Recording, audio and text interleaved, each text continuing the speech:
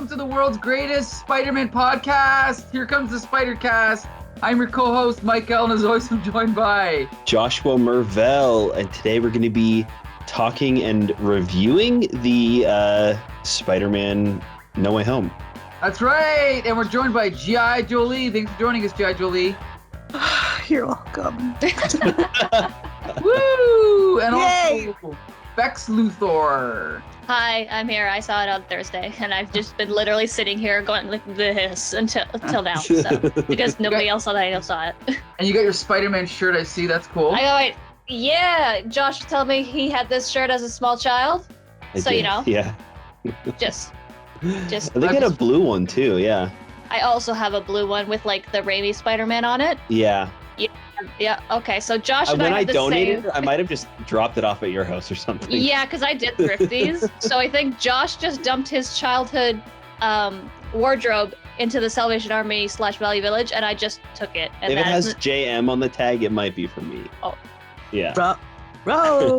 So what a missed connection. That would be so funny. It's still in the family. Yeah. Okay, how about this, guys? Just to be fair, instead of drawing straws, why don't we go let's start with the order that we saw the movie. Who saw the movie first? I saw it Thursday at 4 o'clock. Did anyone see it before me? 4 p.m.?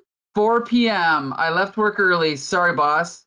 I was supposed to see it on Thursday, but the Cineplex that I went to, they had on their website that they still had social distancing in order.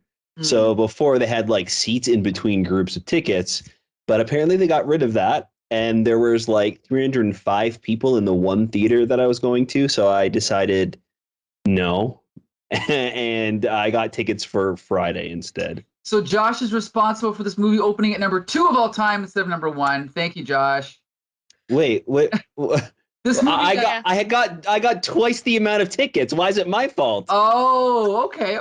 Yeah, you should have bought more I paid tickets, for the Mike. movie twice All and saw right. it once. Well, I have no friends, so I went by myself. So yeah, it was sad, but I still enjoyed it. So I have no friends. We're right here. You guys live in different cities. Anyway, okay. So I guess I get to go first because I saw it first. So I'll just say, Cool honest, rules. yeah, the first third of the movie, I was really worried because I thought it was really clumsy. But then once, spoiler alert, Is this fully like This spoiler? is full spoiler it's review. spoiled by 35 assholes on, in the first 5 minutes anyway, on our Twitter feed. But once Tom Holland and then Tobey Maguire came in, I was along for the ride. It was really exciting. Andrew Garfield. What did I say? Tom Holland. Tom Holland. But yeah. Oh yeah.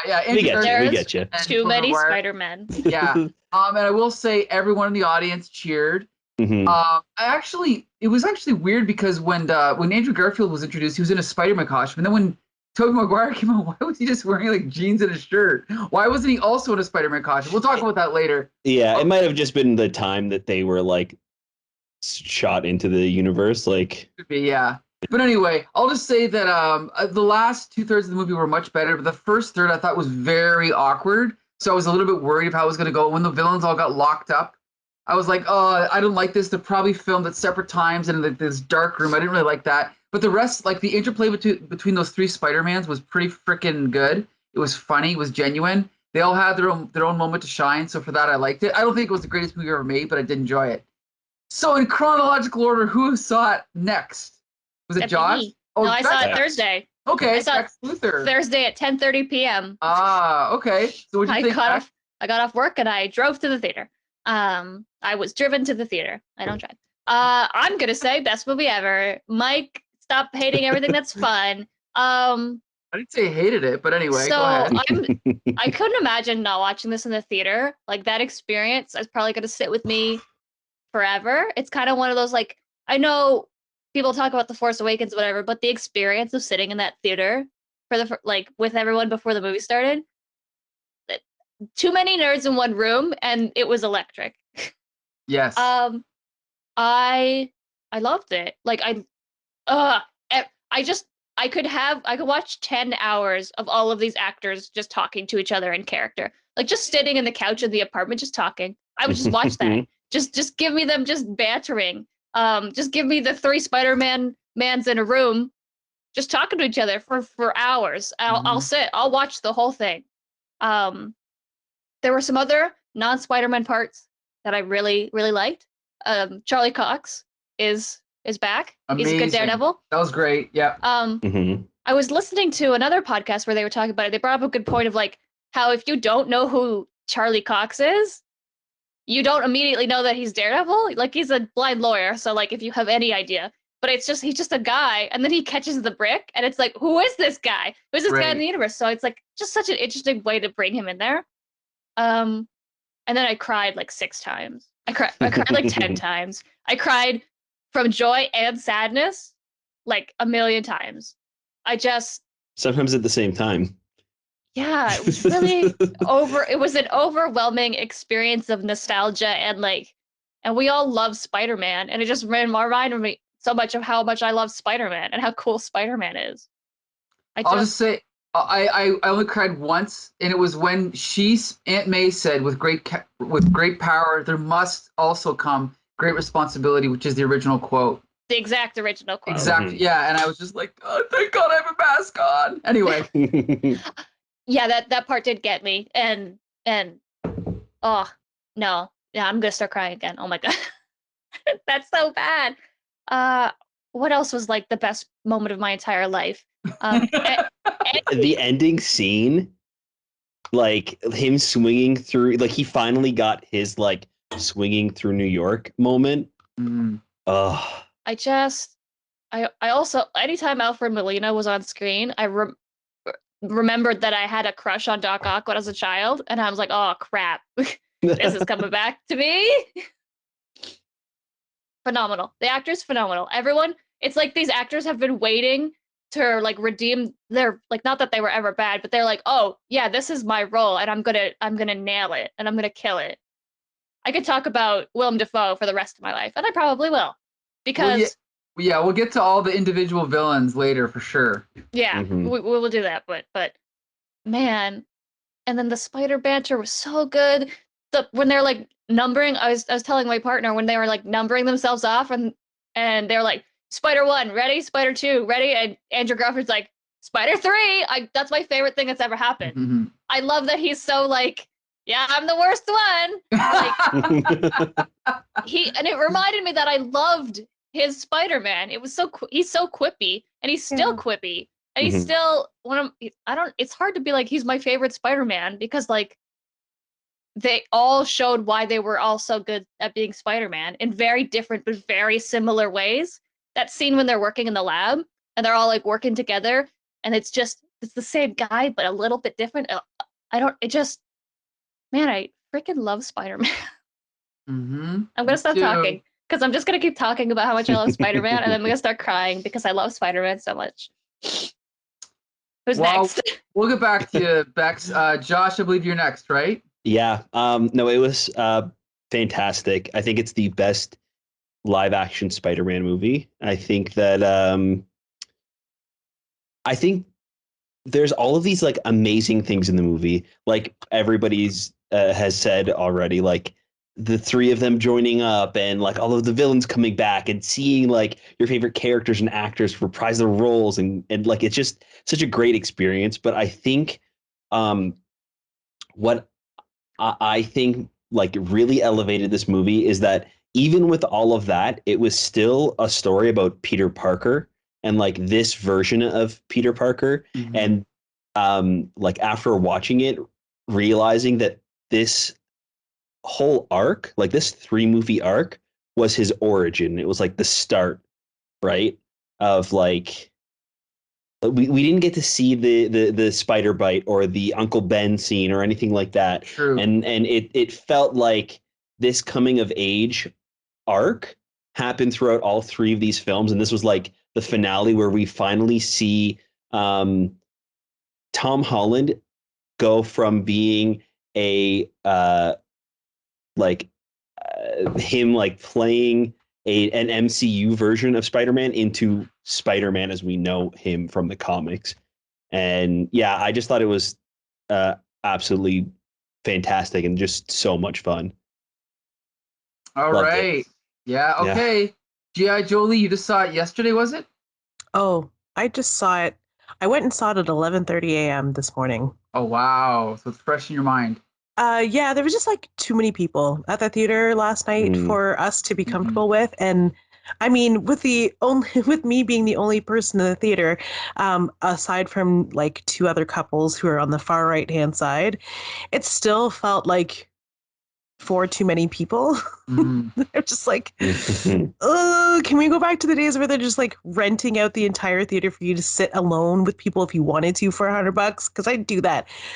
I like prepared myself. It was like 2020 levels of preparedness. So I had like an N95 on. I was hyperventilating. This is the first time I've been back into a theater for 2 years. So it was kind of like nerve-wracking. But once the film started, I mean, they played 3 of the same Kia commercial and no previews because there aren't any. I thought for sure they would play. Oh, and they played a trailer for Yellowstone. I'm not going to say that was my favorite part of the Spider-Man movie, but seeing Kevin Costner in a television show with a whole bunch of other people that I also love has, now I found another show to binge watch. But anyway, back to Spider-Man. Becca mentioned him previously, but I had no idea how attracted I was to Charlie Cox until he was sitting in Aunt May's apartment. That man. I also like the idea of and me and Brent talked about this on the podcast, like the idea of Daredevil being in this universe, and like not necessarily like Jessica Jones or Luke Cage, but for sure Daredevil. And seeing him sit here catching a brick, blind, being a lawyer, telling Happy that he's probably in way more danger than Peter is. I don't know. Okay, this is the best. I agree with Josh. This is the best Spider-Man. Hands down. Like, I even doing Spider-Cast, reading the books, reading Spider-Man comics for the show, I just wasn't able to connect to the character of Spider-Man until Tom Holland started playing him. And I still wasn't super connecting with Spider-Man the character until this film. This film is like the perfect way to sort of wrap up and make perfect the entire Sony Spider-Man universe.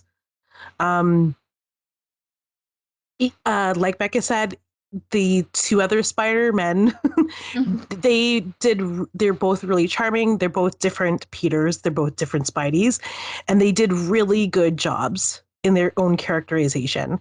Like Andrew Garfield being like a little bit arrogant and kind of like the CW pretty-faced Spider-Man.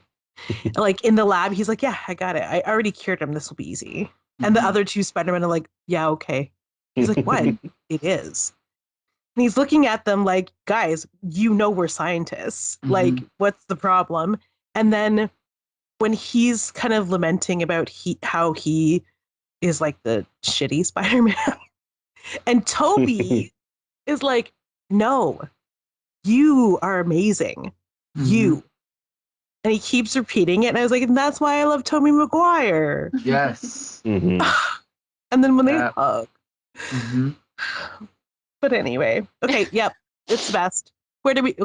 What do we talk about first? Well, I mean, okay, so we all love Spidey together. That was unmatchable. Like, how could you ever recreate that again in another movie, right? It's lightning in a bottle. Yeah. Why don't we go back to the beginning of the movie with the setup with Doctor Strange? You want to talk about that? Because I did think it was a little bit awkward. I can forgive. Doctor Strange is in this movie.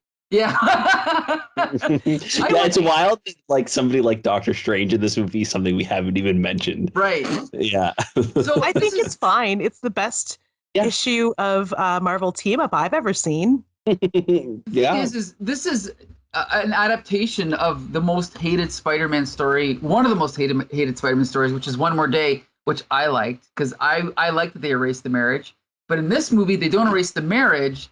they just do it because Peter's friends can't get into college, which is because to be honest, to be clear, the original motivation was that Aunt May gets murdered or just shot. I don't remember. She's murdered. Murdered. Well, we think Yeah. it's murdered. Yeah, and so I thought that's what was going to happen, especially when the Aunt May character in this movie was almost dead. I thought, oh, she's going to die, but then she just didn't.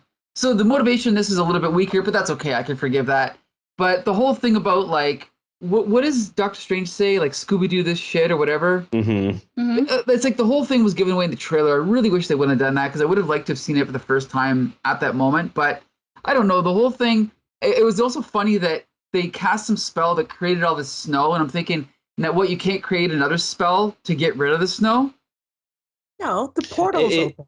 Yeah, it was a portal that opened and a blizzard blew in. Sure, but what, isn't there a spell for melting ice? You know what I mean? Like, come on. I'm sure, but This is the thing about magic, though, is like, yeah, there's a spell to accidentally open a portal so that a blizzard comes in the store, but there isn't one to fix it. You have to manually hand fix it. That's a lot of magic. Okay. Is like you can do things, but solving problems is, well, you just grab a shovel. Sure. Like, and that's kind of what I like about magic. The good way. It's like not everything can be solved with magic. Right. It should be unpredictable, definitely. Which is kind of because then we figure out at the end of the movie. Because why isn't there just a magic spell to undo all of this that happened when there really isn't, right? Like you can't just completely reverse it. It's got to be something that you have to deal with, and dealing with these problems have a consequence. So there's always kind of like a price to pay. And originally it was going to be that everybody forgot that Peter Parker was Spider-Man. And in the end, the solution to this problem of this like spell going wrong was everybody is going to forget who Peter Parker even is. So again, it's kind of in a small way mirroring, I think, the snow thing, where it's like every small action in magic has a consequence, and every action in Peter's life has a consequence. That's also kind of shown in the fact that he decides not to tell MJ and Ned that he is Spider-Man and kind of like remind them of what happened, because when MJ moves her hair, he sees that Band-Aid over the cut from the battle, and he realizes that as long as they're connected to him, they're in danger. Like the bad guys might not know that he's Peter Parker right now, but at some point they didn't. And they eventually found out, and that can happen again. So, yeah, I think that's kind of always has really been Parker's thing, right? It's like that with great power comes great responsibility. You know, you've got to really like deal with the stuff that's thrown at you. There's no like magic way out of it. So, okay, now when each villain, like when Dr. Octopus first appeared on screen, the entire audience erupted in my theater. Everyone was cheering. I thought it was great the way Dr. Octopus came back. The whole fight scene with him was great. I thought it was really awkward the way they showed the pumpkin bomb, and then Green Goblin was flying in, then all of a sudden they just cut to him being in that underground prison. Did anyone else think that was awkward, or was that just me? It was explained. It was, yeah, he spelled both of them. Like he used, you know how the magic gauntlet he gives to Peter afterwards? Okay. It's like a teleportation spell. He literally like snaps them into the dungeon. Like that's why it's such a hard cut. Okay. It felt weird to me, but okay, I guess they did explain it. I personally didn't like them all being locked in that underground prison in the dark, but that's just me. But let's talk about the way I kind of liked it. Yeah, I didn't mind it at all. I think that it sets up what's going to happen later with Peter teaming up with all of them, and then like all of these bad guys in an apartment with Peter trying to like. I love that's so great, and that wouldn't have been able to happen without that like prison scene. You needed to have Sandman come back, even though he's this is him as a good guy, right? So this is after he's already reformed after Spider-Man 3. He needs to come back to set up the fear in Doc Ock and Osborne that they are dead. He's the only character that knows that these people are dead. So they need like it. I can understand if you think it's like maybe a little bit awkward, but it was definitely needed, and I kind of like those small little character moments between them, because again, you also kind of set up the fact that Electro feels different in this universe, and he has a different energy. Sure. And, like, his motivation of like, I don't want, like, this isn't a curse to me. Like, this is something that I like. So, yeah, I didn't mind it. Do you want to like talk about the villains now? All right, let's talk about the villains. You want Okay. to talk about the villains, guys? Oh, for the rest of my life. Okay, let's go in order. We'll start with Dr. Octopus. Becca, do you want to talk about Dr. Octopus? The love of my life. Alfred Molina. Looks great. I know that there maybe was some de-aging going on. I'm but, sure there was a lot of de-aging style, yeah. Looks great. Fantastic.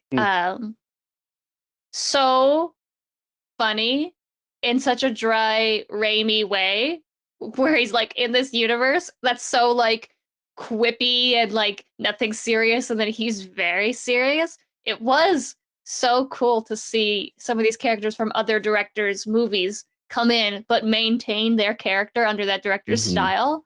I like, obviously, when they cure Doc Ock from like the tentacles controlling him instead of him controlling the tentacles, and he like mellows out a little bit, and he gets that redemption. Very sweet. Super sweet when him and Toby reconnected at the end too, where he's like, Doc, is that you? It's like, yeah, that was it's great. me. Yeah, I was like, I'm crying so much. Yeah. No, spectacular. Loved it. Love him. More, please. I mean, no, he was perfect. He was perfect. Do we all want to talk about Dr. Octopus? I mean, what else is there to say? I love the actor. I mean, I love his little mini arc in this movie. The fact that he became good at the end, that was great. I love everything about it. Like, I'm so glad they brought him back, you know? Yeah, I'm glad that they kind of kept his story arc of turning back to to being a good guy by the end of Spider-Man 2. In this one, again, he kind of, when he like comes, it's right before he turns good, right? Like it's right after he puts the machine into the lake, right? So after he's cured, it's like he's back to that like single moment where he turns good again.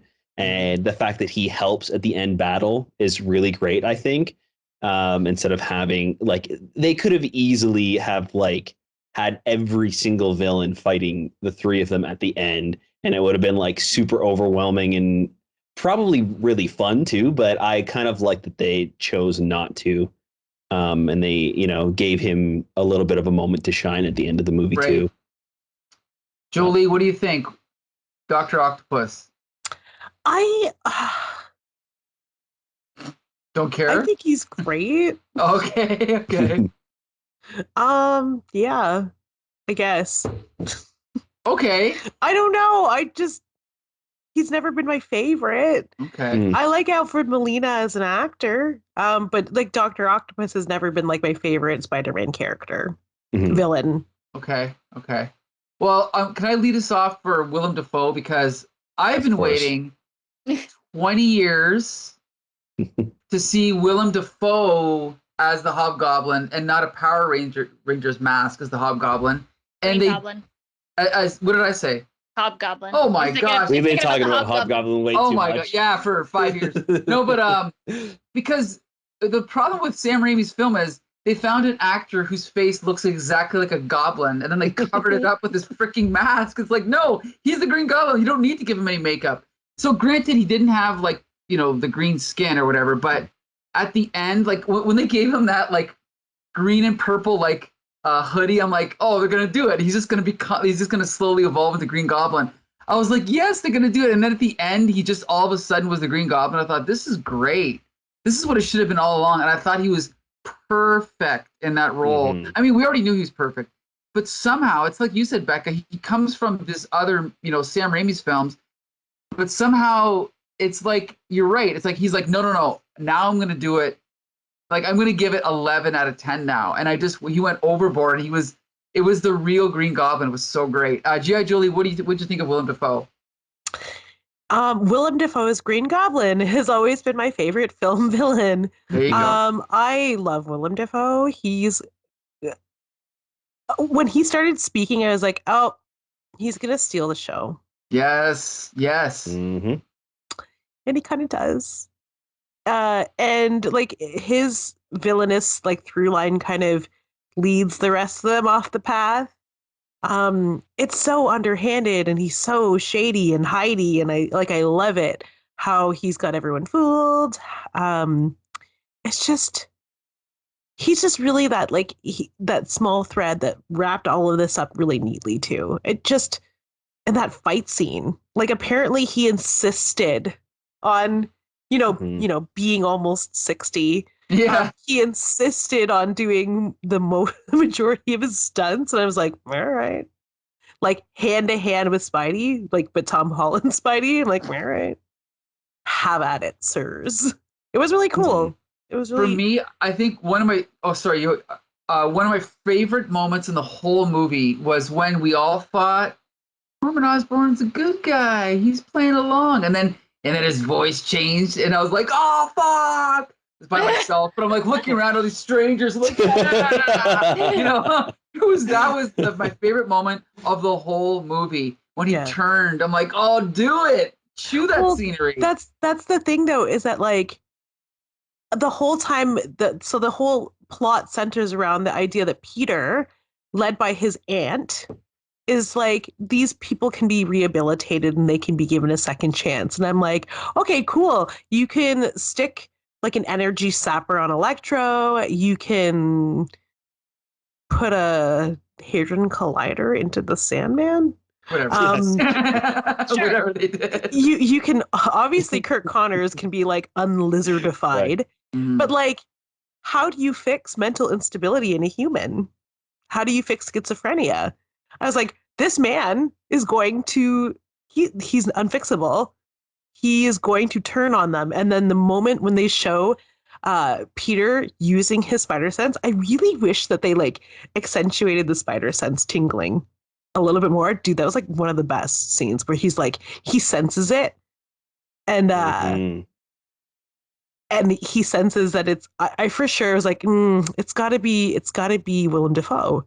But they were kind of like leading you as if it were Electro. Whatever. But yeah, like he's unfixable. I knew he was going to turn on them. I was just waiting for how they were going to show us how it happens, and it was perfect. Like I couldn't figure out how, and it was just like awesome when they did it. It was like the perfect explanation.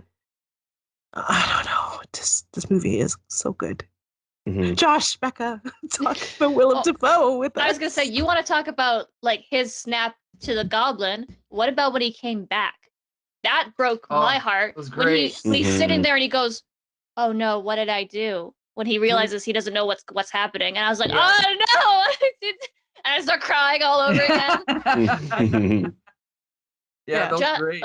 The way that he just manipulates little teeny tiny teenage Peter Parker, Tom Holland, just so easily. He's so good. He played the whole thing, and the best part is like, yeah, he like turns into the Goblin, but you kind of don't really know when exactly that happened. You know, when Peter realizes when it happens.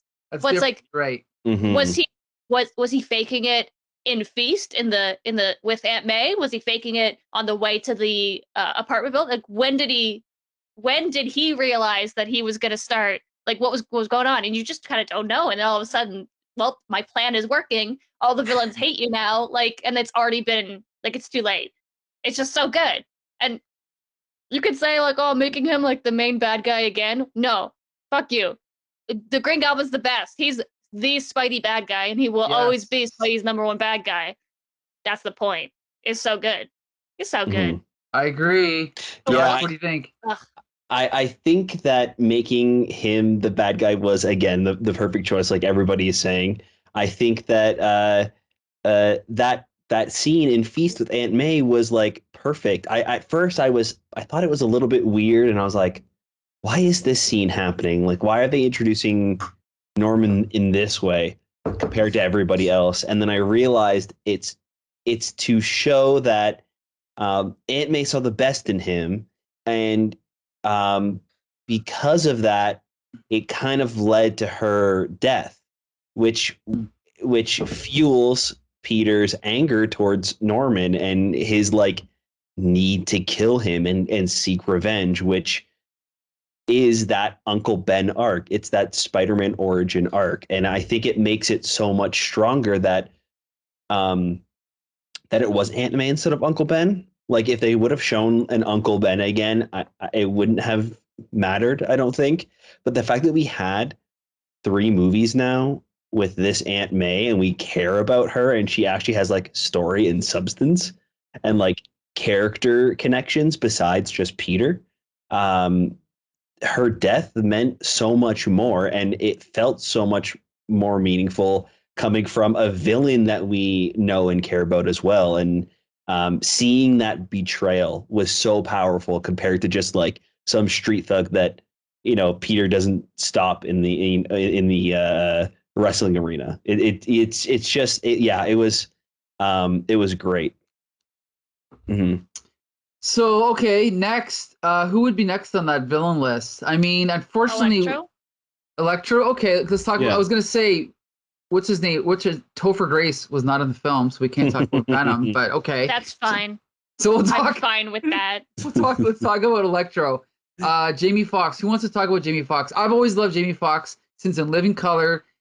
I don't know what the hell he was thinking when he was in Amazing Spider-Man 1 and he had like the goofy hair and the goofy teeth. I don't know what that was, but apparently that was all his idea.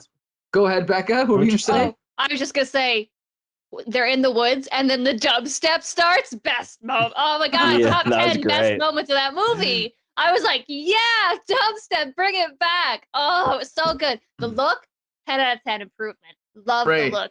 The like dumb explanation. Oh, it's just a different universe. I'm the only one that's different though. Don't care. I don't care at all. Right. There's a lot of like little dumb things in this movie that I don't care about at all. I don't care. Why did the Spider-Man forget that they're Spider-Man? No, I don't care. I don't care about any plot holes at all. So Jamie Foxx going, oh, I'm going to just be a different Electro. I was Ultimate Electro. Now I'm just main 616 Electro. Now I'm cool.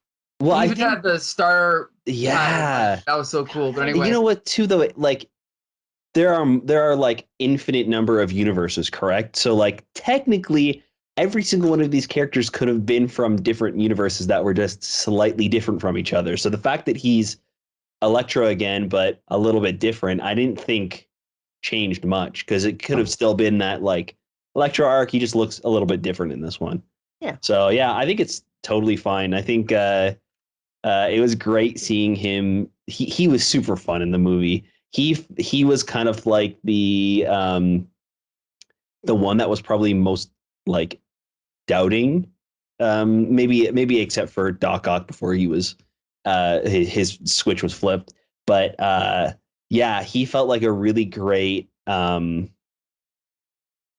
antagonist even within the supervillains. Mm-hmm. Yeah, yes, definitely. Super fun.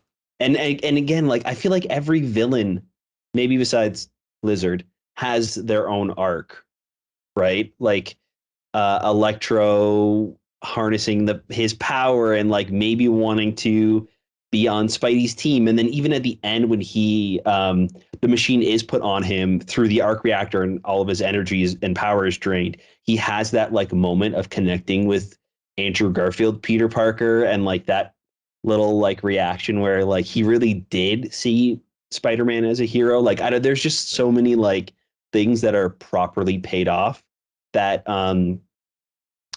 almost makes it feel like the way that the other like Spider-Man like versions of Spider-Man ended was intentional. You know what I mean? Like I feel like this whole movie worked so well because we didn't get a proper ending for the Raimi and the Mark Webb versions. Right, that's definitely true. Yeah.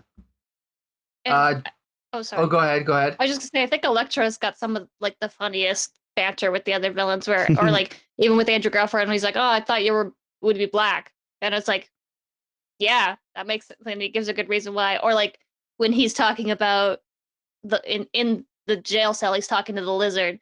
He's like, "Yeah, you could fix me. You're gonna turn me into a lizard? Okay, yep, okay, cool." That was funny. Or like, how'd you turn into Sandman? I fell into a vat of eels. Oh, I fell into a vat with a collider in it. He said something like, you gotta watch where you fall. Yeah, Yeah. Or something like that. Oh, yeah, it was funny. He was really he was super funny.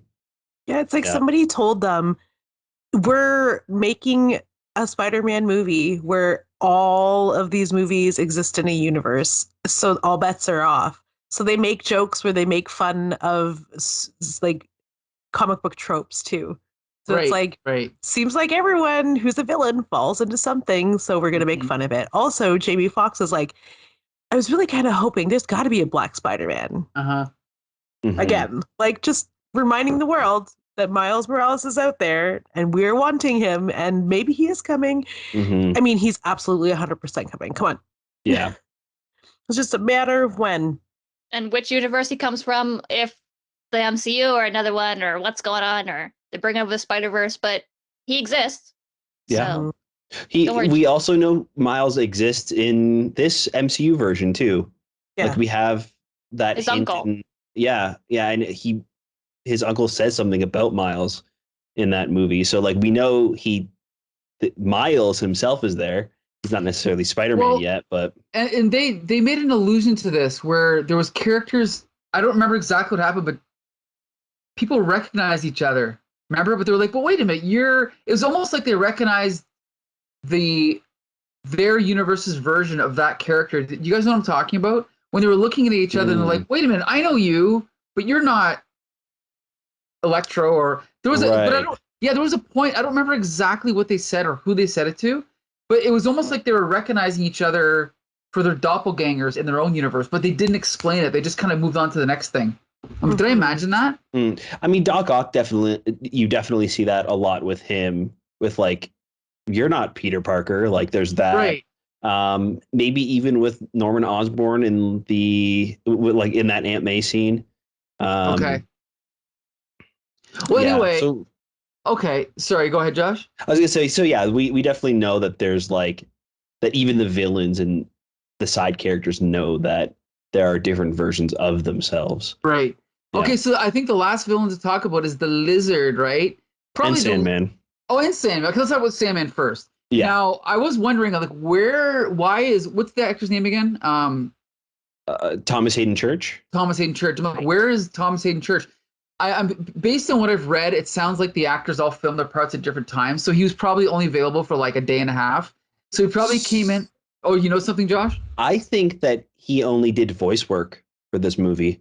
And then even the scenes at the end, that's stock from footage. Spider-Man 3. Yes, that's what I did too. Stock footage. That scene where like he's turning into sand, that's when he's like turning into muck, isn't it? From Spider-Man 3.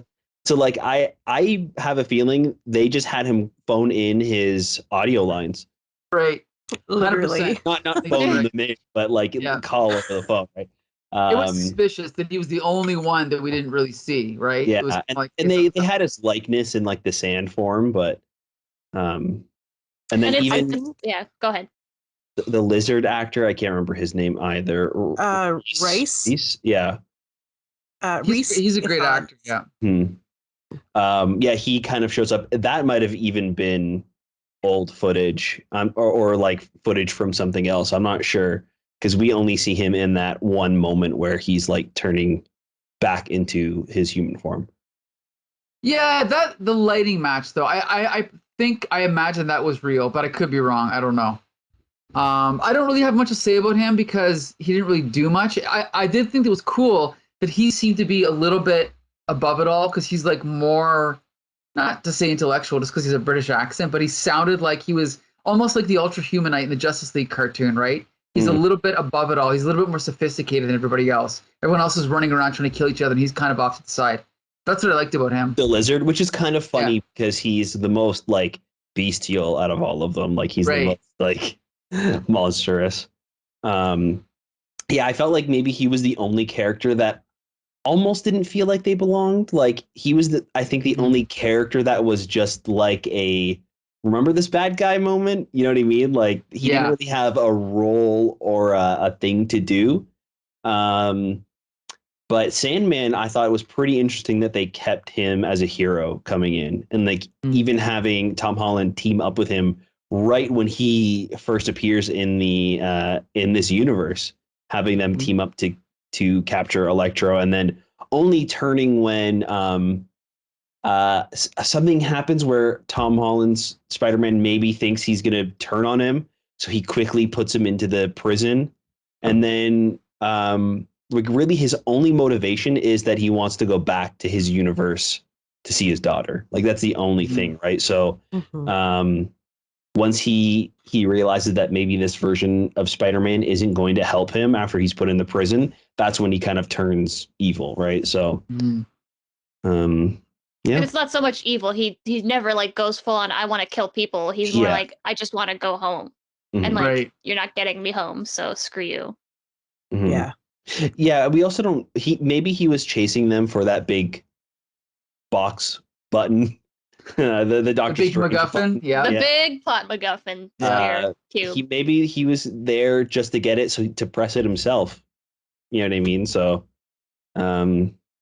yeah, but I like that again, they didn't just bring back a bunch of villains to make them bad guys in this movie. They all had their role for the most part. Good point. And it didn't feel overstuffed either. Like normally this would be like super overwhelming. Right. And maybe it helps that we have a little bit of context from their other movies, but even then I don't know, I still feel like there's a through line for every single one of these characters and that have like a little mini arc in the movie. So yeah, I think bringing them back was super risky, but it paid off and worked in the film. Jolie, did you want to add anything about the lizard? No. He was there. Okay. I don't know. Like, I really like the Andrew Garfield films too. They just like didn't go anywhere because they weren't allowed to, and people hated them for some reason because they just like can't get over Andrew Garfield's hair and face. But anyway, it's good hair and it's a good face. Right? Here's the thing. Oh, go ahead, Jolie. We're talking about his hair and his face. Here's the thing. I'm glad that we're talking about the lizard because this brings up something else. The fact that a different actor named Dylan Baker played Dr. Kurt Connors in the Sam Raimi films. Right. Yeah, I was hoping that Tobey Maguire's Spider-Man would point that out, be like, that's Dr. Connors? What happened? Like, I just wanted a little, like, nod that he knew Doc Connors. Maybe his Doc Connors doesn't become the lizard. But, like, but that he still knew him and worked for him because he gets fired from him in the first movie, right? Yeah. Well, here's the thing. He works for Dr. Connors in Spider-Man 1. Right. So, so quickly, let's just figure out which villains did not come back. So if you count him, I guess he's one. Our main man, what's the guy, Harry Osborne from the first, from the Raimi films? James Franco. James Franco did not come back. He's too busy sexually harassing women. Teenagers. Yeah, really. Yeah, underage women. Girls. Venom didn't come back. Topher Grace. But Venom did come back. Who? Venom did come back, though. Well, he sat and got wasted and then left. Would have been great if Topher Grace was in that scene.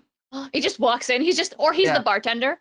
Yeah, that would have been cool. But as far as the Raimi films, I think those are the only ones that didn't show up, right? I think that's it.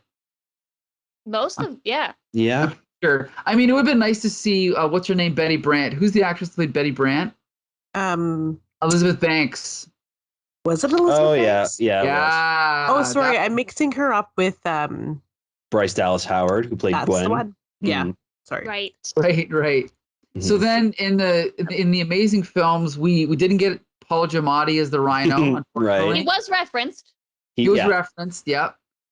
And then we didn't. What's the kid's name? Dylan, the guy that played. Oh, Dane DeHaan. Dane DeHaan. Yeah, the Green Goblin.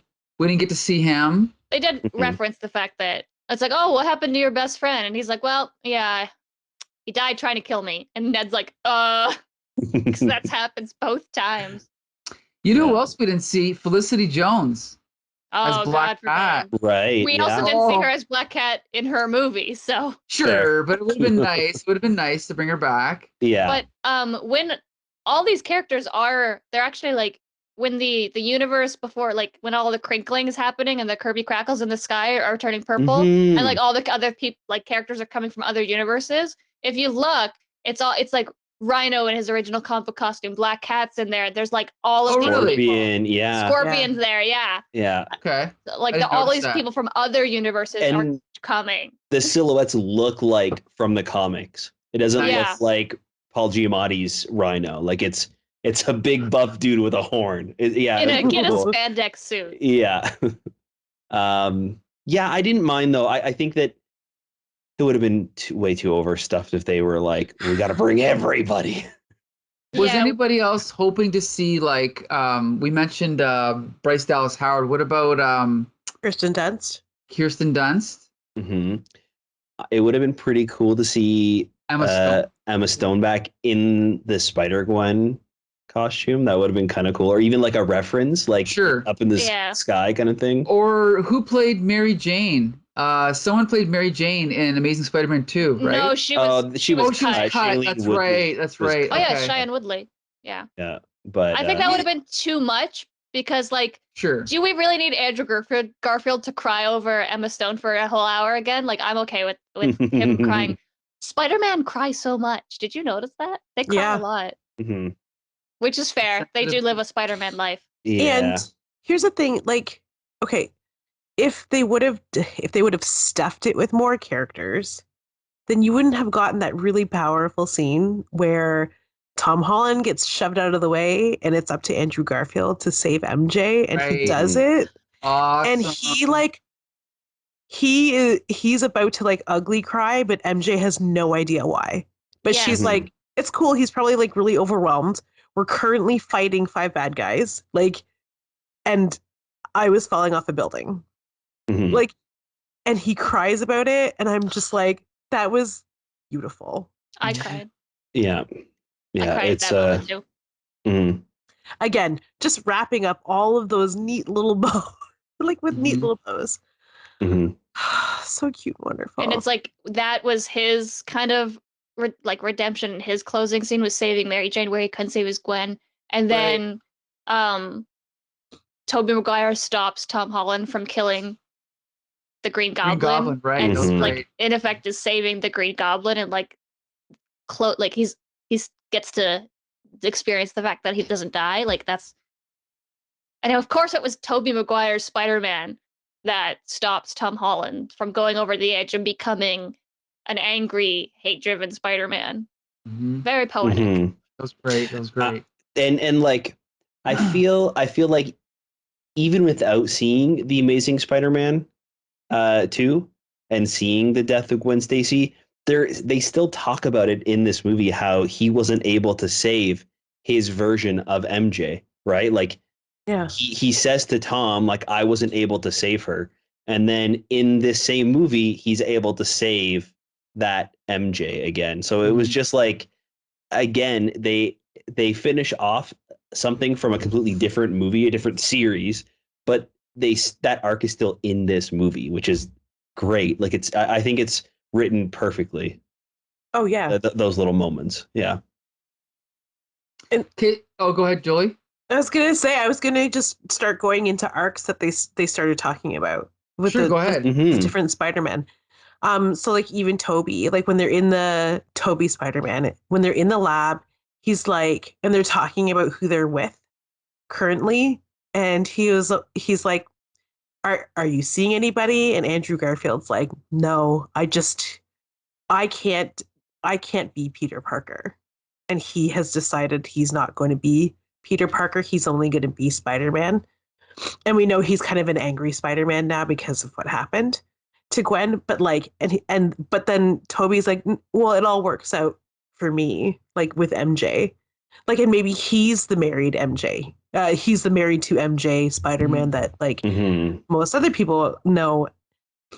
And you can tell by the way that he's looking at like Zendaya and Tom Holland that he's like, oh, it's gonna work out for these two too, maybe. It's just so sweet. Sorry.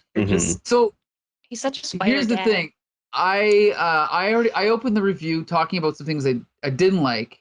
Let's briefly talk about, I'm sure there's things we didn't like. G.I. Jolie, you can start us off. Was there anything about this movie you didn't like? I always hate exposition in dialogue, and they did it.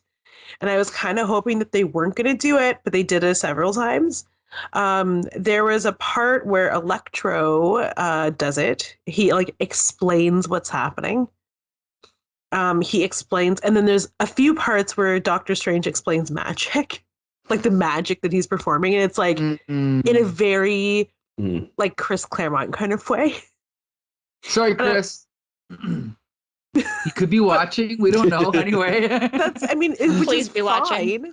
but like in movie dialogue, it's really unnecessary, especially since like we get it. Like we don't understand string theory and whatever. Right. Yeah. Like multiverses, but like our minds have accepted string, like our minds have not string theory, whatever. But like the idea of a multiverse and the Sorcerer Supreme and magic. And him casting a spell for Spider-Man to like go to MIT, like to make sure him and his friends get into MIT. Like we've already accepted those things. There didn't need to be like this weird level of over exposition. And then when Electro comes into the world, and is the first person he speaks to Spider-Man, or is the first person he speaks to Sandman? I can't remember. I think Spider-Man.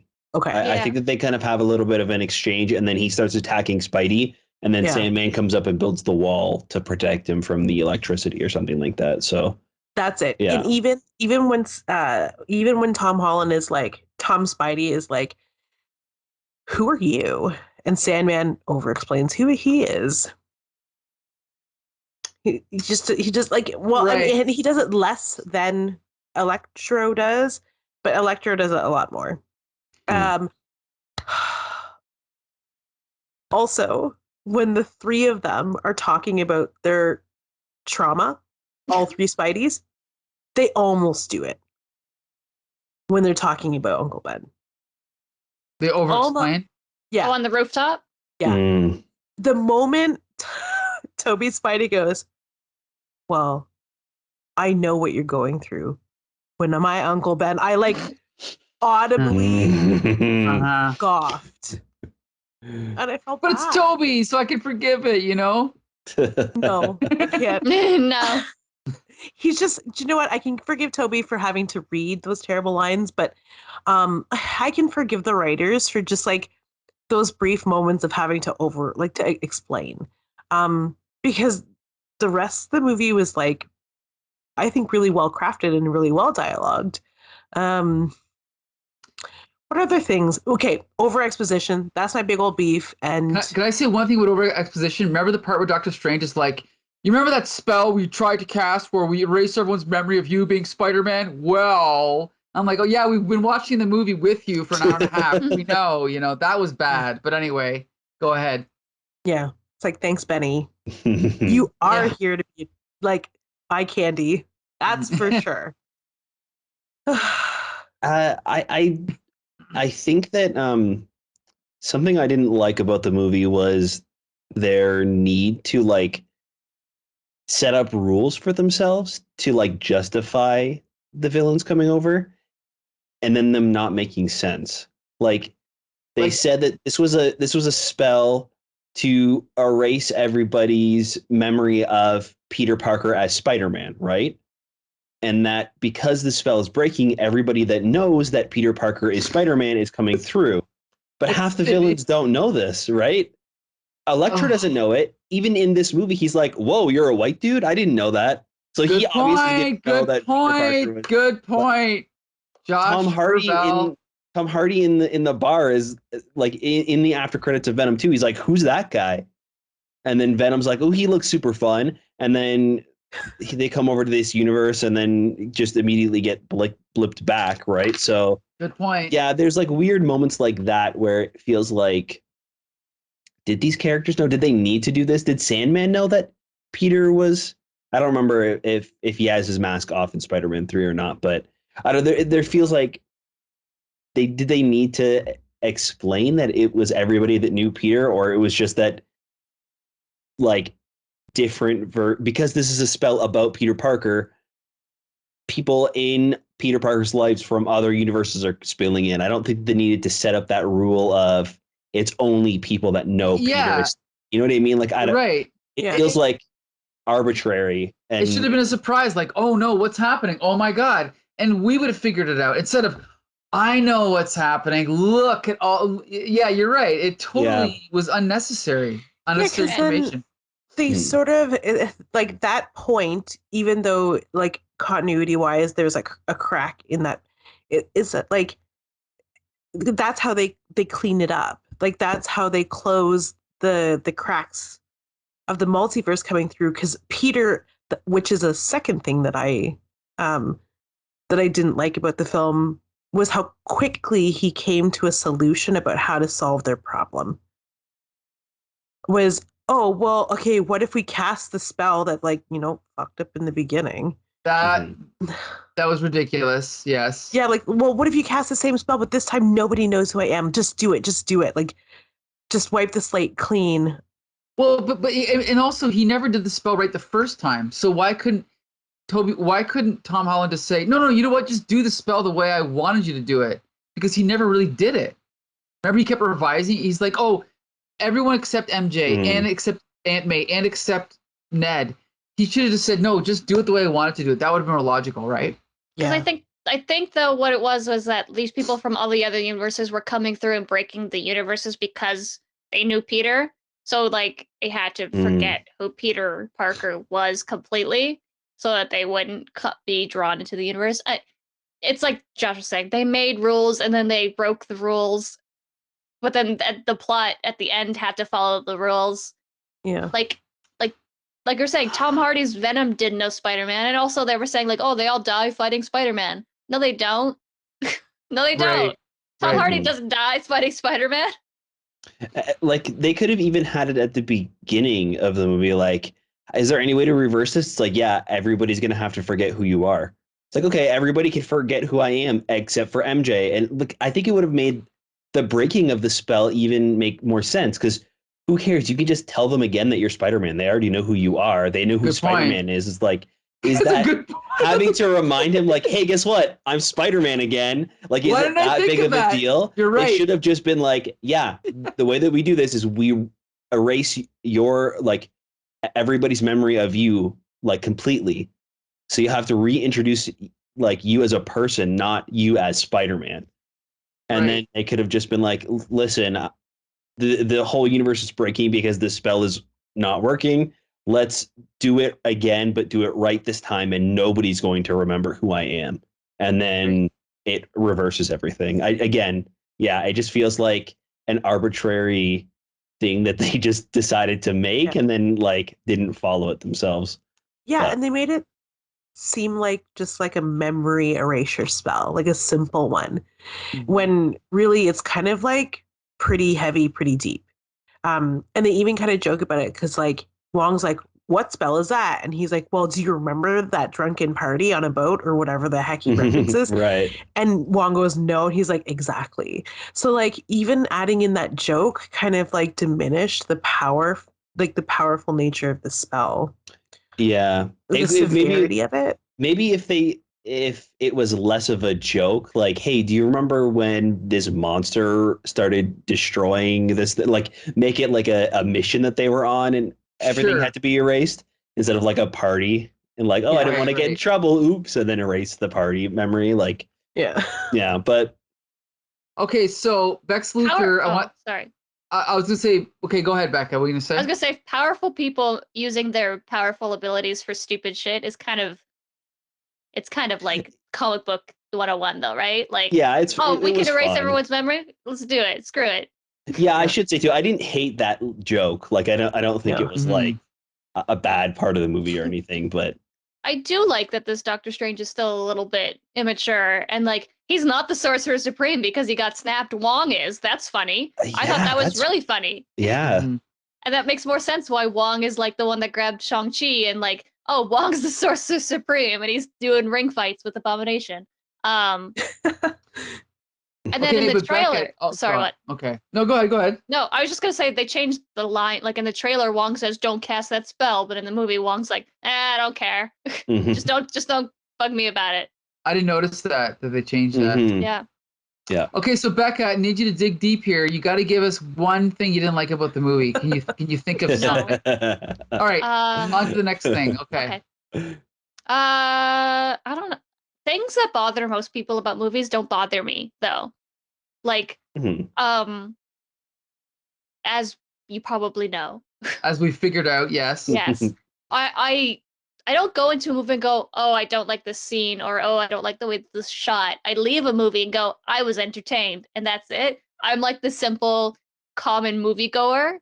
I'm very black and white. I'm like, oh, this movie had a transphobic joke. Bad movie, hate it. Like that's my opinion of it. Oh, this movie made me happy. Good movie, loved it. Like that's what it is for me. Um, I can't think of a one part that like upset me in the movie. Like there were, I don't know. Well, not 'cause I'm- upset you, but wasn't there any part where you were like, "Ooh, that wasn't good"? Do you Not know really? who didn't have like too much of a role, but really didn't need one was Happy. Yeah, I mean, He he was was funny. There. He was funny. Did anyone remember that he played Foggy Nelson in the Daredevil movie? Yes. Yeah. Yeah, they should have Yeah. done something with that. That would have been cool. Anyway, That's Like, they too should many have had crossing Matt. universes. Like I know you, don't I? And he's like, yeah, no. see, that would have been great. That would have been great, right? It's like the Charlie Cox version of Daredevil recognizes, and then Ben Affleck just shows up. Yeah. Oh my, Everybody's here. All the universes. No, yeah, I liked Happy. I thought like he was a good punching bag for some of it because it's like, oh, we were just like having a spring fling, and he got too attached, and then when he sees Aunt May dead, that's like crushing. Like Mhm. yeah, I'm simple and I like things, and then that's it.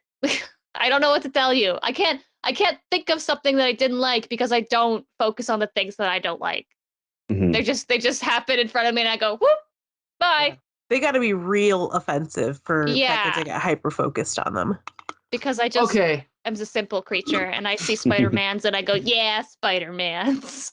That's You're it. the target audience then. Anyway, okay. Exactly. So, okay, I want to ask two more questions. Number one, what is your DC is doing Flashpoint, and from what I can tell, it's going to be the exact same trick. It's going to be Michael Keaton as Batman, Mhm. right? Maybe they'll even bring back other Batmans, right? But Ben I mean, Affleck is also rumored to be in the movie Right. as Batman alongside Michael Keaton. poor DC. I love DC. I love DC Comics, but Warner Brothers Studios, garbage as far as the way they've done the movies for the most part. What do you guys predict for? I mean, I'm not asking you if you think the movie Flashpoint will be good, but our audience is going to react to Flashpoint the way they did to this movie. No. I don't think so. and I think that if this was not in the MCU and they didn't have people from the MCU like Kevin Feige coming in and like helping guide the story, it also would not have worked. Sony's reputation as of late has not been great. Like they haven't been putting out good movies. Amazing Spider-Man and Amazing Spider-Man 2, they're fun, but they're not like this. They're not these versions of Tom. Even going back to like the Sam Raimi, they're really fun, but they don't feel like this. They don't feel like they necessarily belong in like a multiverse thing. And I think that it's with the help of the MCU guiding them that this all worked. I'm not sure that Well, even with Doctor Strange, I don't know if this trick is going to be as entertaining in Multiverse of Madness. Like we're seeing it in Into the Spider-Verse, What If, Spider-Man, and now Multiverse of Madness and Doctor Strange coming out next year. That's the fourth one in just the MCU alone. So I don't know how long this trick is going to last. I think it's a trend, yeah, and they'll probably milk it for as long as they can, and then people get sick of it, right? Yeah. So I don't know. I don't want to make this into like a DC versus Marvel thing, but hopefully they can do Flashpoint well. Their track record, maybe not. I haven't been enjoying them, but I don't know if that necessarily has anything to do with the success of this movie. I think that's just Warner Brothers Pictures problem. I think it's hilarious too that they're like, Flash is holding a book. It's called Flashpoint. Like his biography is called Flashpoint. Right. Yeah, it's that's almost a good as nod. if they're like, good luck, DC. Flash Thompson is holding I noticed in this that, movie. yeah. Yeah, that's kind of a funny little nod. Yeah, And I thought also- that was hilarious. I was like, oh, that's a dig. Shots are being fired. Well, and Flashpoint has been planned for like at least 4 years, right? Like it's been delayed so many freaking times I through thought that rewrites. they did Flashpoint in the Flash show. In the show, Yes. it's already done. Yeah. Even the DC EU Flash shows up in Flashpoint. Spoilers for that, I guess. That's right. He did. I forgot. Yeah, he what's was his name? there. Ezra Miller shows up, right? So like they've done Flashpoint before, so yeah, I don't know how much this multiverse thing is going to work. Apparently, the new Sonic show is going to be like a multiverse thing. Like everything is doing. Riverdale just did. This season was about the multiverse. Sure did. Like everything is doing this. So I'm hoping that with Doctor Strange, it's going to be the end of the multiverse in the MCU, and they're not going to keep doing this because I feel like this trick is not going to work forever, especially since everybody's kind of jumped on board and started doing this whole multiverse thing. Well, because Avengers, started the trick in movies of, building up characters and then teaming them up, and then everyone jumped on that bandwagon. Maybe this is the new bandwagon. I got bad news. This might last a while. This bandwagon could last years.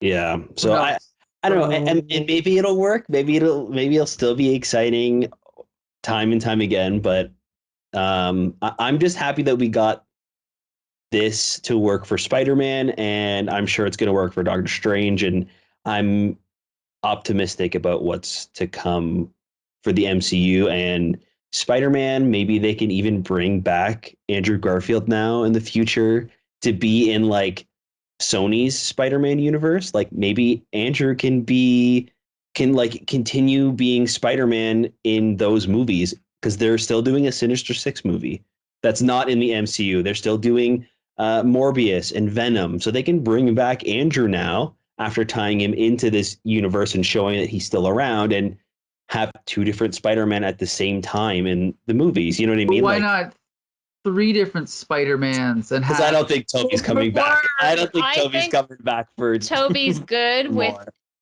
what has he been doing? nothing. recently? I don't think Yeah, he's he's been in always- a live action movie since like 2014 or something like that. It's been a while. He's only I'm been doing sure- voice work. Yeah, he's just sitting on his piles of money, Yeah. being content It's without the having to get jacked for every Well, film. I think he also kind of got blacklisted because you remember the movie Molly's Game? Did you ever see that? Yeah. It's a really good Yeah. movie. It's a true story about Oh, in Hollywood, and the asshole character of the movie, played by Michael Cera, is Cera. based on Tobey Right. Maguire. Because it turns out my favorite lead actor, Tobey Maguire, is an asshole in real life, or at least he Oh. used to be. So yeah. well, yeah. There's a an interview with who played Flash Thompson in the original Spider-Man movie? It was Joe. What's his name? I'm looking it up. Joe I had it- Manganiello. Yeah. Yes, Joe Manganiello. Apparently, Tobey Maguire was such a dick on set that the electricians and all the shop boys on set were gonna pay however you say his last name. They were gonna pay him to accidentally punch him in the Right. scene where he punches him, Really? and he was like, "No, I don't want to lose my job." But it was weird that it's really funny, the interview. You'll have to look it up. But It was he- weird that I had to turn down $5,000. yeah, he looks over, he's talking to the guy who's gonna give him money. He looks over, there's a guy plugging in 2 wires, and the guy goes, yeah, we'll give you so much money. We all hate him. So I was like, That's- oh God. That's too bad. Now, for the record, Andrew Garfield was good in this movie, but I am not an Andrew Garfield fan. I love the movie Silence, except for Andrew Garfield. I love the movie Social Network, except for Andrew Garfield. So I'm not a fan. He's so good at Social Network. Yeah. I don't Yeah. like him. So of these two actors, I'm more excited about Tobey Maguire coming back as Spider-Man because he's my favorite Spidey. I don't think he's coming back. I think You this is it. better watch it. Tom Cruise is going to hear the way that you talk about Tobey true. Maguire. Yeah, I take that back. Sorry, Tom. Okay, so we already know what Josh is looking forward to. G.I. Jolie, what would you like to see now for Spider-Man, I guess? Like, what would you like to see next? Because That's it a could very go good anywhere. question. Oh, do you know what? I was just thinking about this because Josh had said it, and I didn't realize that we didn't get that because Tom Holland never never is in New York. Like Tom Holland's Spider-Man is never in Queens. They're in the suburbs, right? Yeah. They're in Jersey.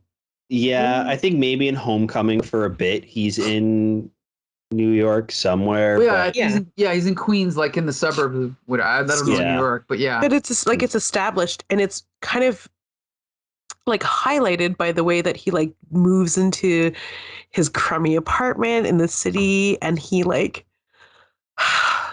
makes his own bright blue costume, and then he goes flinging himself around in the snow in his bright blue costume, and like all I could think was, oh, Mike's gonna be so happy. the costume is finally like, you know, the color it needs to be. Right.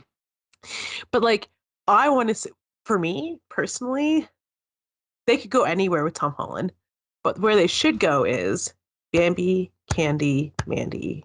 Yes. Yes. TV series. There you go. That's the new Disney Plus show. Yeah. Right? It's just So, like a like, renovation show. Yeah. Where they take old furniture and restore it. DIY on a dime. It's called like Next Door to Spider-Man, but like they never know that Spider-Man lives next to them. They just see him sometimes in the background. Yeah. But it's like she's a single mom. Yeah, and like they have to like fix their apartment, and like one of their aunts is the landlady, and she sucks. Yeah.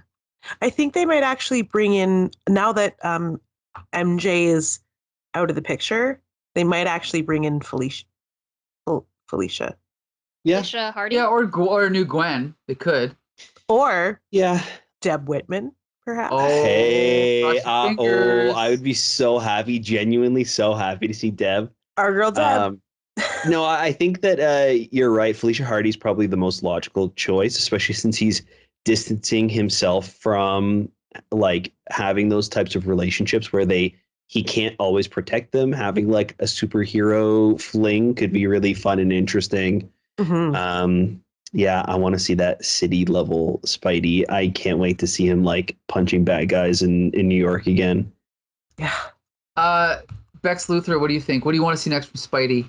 I can't wait till I could download that suit in Spidey PS5. So yeah, I'm really excited. Yeah, I want more suits. I know there's like 65, but I need more. I'm just excited. You know me. I'm very easily won over by things. I just want more. I would love. You guys are like, oh, it's too much multiverse. Nah, give me more. I want more multiverses. Bring back everything.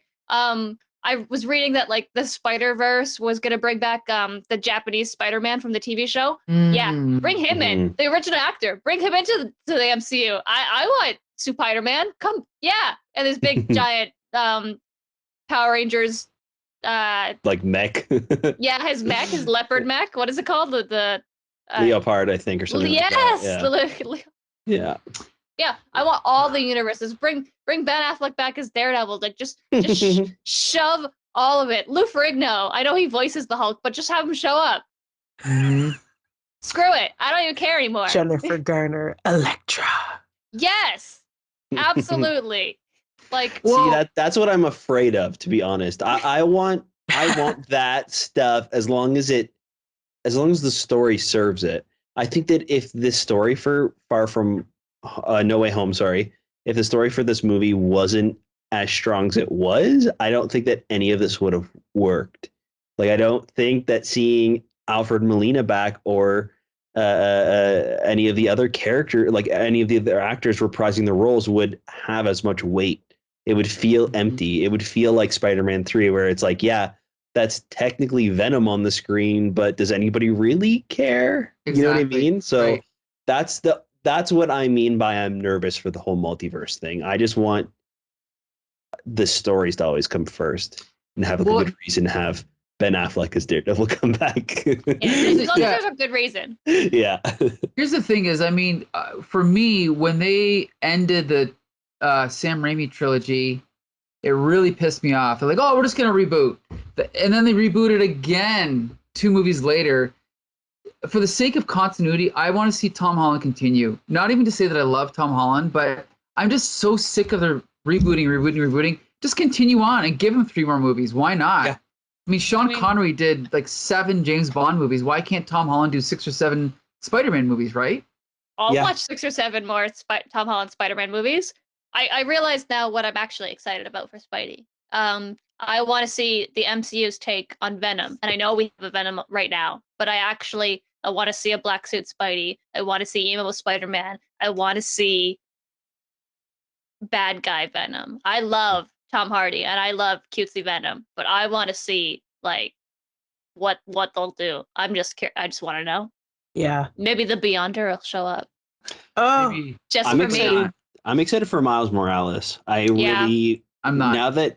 Now that we've had Peter mentored by other Spider-Men, it's going to be really fun to see him become like an adult version of Spider-Man and then eventually be that mentor for Miles. And then when Tom Holland eventually does not want to keep returning or he gets to Robert Downey Jr. expensive, they can make Miles the main Spider-Man in the MCU going forward. That's kind of what I'm excited for, is that passing of the mantle. Not that I want it to happen right away, but I'm excited that is like in the cards. Yeah, and there's no reason why that they can't both be Spider-Man at the same time for a while as well, because in the games it works really well that there's 2 Spider-Men. Yeah, like one's older and then Miles is obviously younger, and they have this interesting dynamic. And I know Mike's never played a video game, but it does work when the story works well. What's a video game? Video James. Not since Dig Dug. Dig Dug is one of my favorite games of all time, though. Dig Dug and Tetris, actually. So it never got better. I mean, they even showed kind of like a shade of what that would look like, because like they acknowledged that Tobey Maguire is older. Like they called him like, do you have a suit, or are you just gonna like go out dressed as a hip youth pastor? Like, that was amazing. Yeah. You are amazing. Andrew Garfield. It's like, excuse me, we all dressed like youth pastors. It was 2002. Yeah. It wasn't 2013 and everyone was hip and cool and jive and buying Bitcoin and shit. Right, but I like how they didn't make any illusions about how like Tobey Maguire has aged. Like he's old, he's older. So he's the oldest of the Spider-Mans. Yeah, I'm happy they didn't give him the de-aging treatment and they allowed him to be that mature version. Right. Yeah, like Andrew Spidey. Garfield cracks his back. Like that was God, what a great good. reference. Maybe one of the best references I think in the movie was the fact that his back still hurts. Both like Spidey and Andrew's back, right? Because that was the whole thing, was that he actually hurt his back horseback riding for a different movie, right? And almost didn't come back as Spider-Man. Yes. So the fact that his like back hurts still, and I think they referenced that in Spidey 2 when he's doing the whole "I'm not going to be Spider-Man" thing anymore, right? Yeah. Yeah. So. And let's be clear, he was going to be replaced by Jake Gyllenhaal. All right. Who went on Can you imagine that would if Seabiscuit had put him out? That's crazy. And then Jake Gyllenhaal, who is Mysterio. Yeah, he's canceled right now. We can't. If any Swifties about him right now. If any Swifties are watching, we do not stand Jake Gyllenhaal. No, Mike, you can say this off air. Yeah. Not while not on the recording. My favorite lead actor. Oh no. We can't have. Oh God. Oh no. For us. Okay, so we just gotta really quick start talking about the BTS Army and how much we love a multiversal band. BTS, we stand BTS too. Don't come after us. Yes. Mike's like, what is going on? These I have no idea. Okay, I swear to God. So we might as well wrap this up. So that, I guess, there's nothing really else to say. We've said, all I'm sure we'll talk about this for 6 more hours. Yeah, once we're done recording, I'm sure we're still gonna be talking about it. Then we'll start the real review. As as I Not how said, much you I mean, hated it. I definitely enjoyed the film, but I don't think it was perfect. I don't think it was the greatest film ever made, or the greatest Marvel film ever made, or even the greatest Spider-Man film ever made. I think Spider-Man 1 and 2 by Sam Raimi with Tobey Maguire are still better. But I did enjoy this film. I did enjoy the interplay between the Spider-Mans. That was what made it unique, and that's what I loved about it. Joshua Murr-VELL, what's your final take? I think, like I said at the beginning of the review, I think this is the best version of live action Spider-Man we've gotten. I still think Into the Spider-Verse is like just edging out as my favorite Spider-Man movie, but I think it's a perfect ending to the other versions of Spider-Man, and like finishing off those universes stories, and then a good origin for this version of Spider-Man. Really, like, I know it's like the third Spider-Man movie we've gotten, plus he's been in like 2, 3, 4 maybe other MCU movies, but this really does feel like the first like real Spider-Man movie we've gotten from Tom Holland. Like, this is the origin story, and now he can just be Spider-Man from now on For the next 11 movies. Yeah. Right, yeah, without being the MCU's version of Spider-Man. He's just Spider-Man now, which is really fun. So right. Yeah. All right, G.I. Jolie, what's your final take? Highly recommended. 8 tentacles up.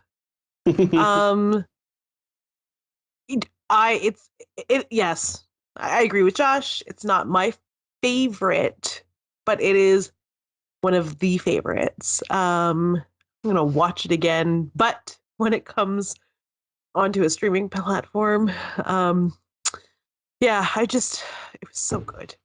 Mm-hmm. It was so good. Okay, Bex Luthor, what's your favorite?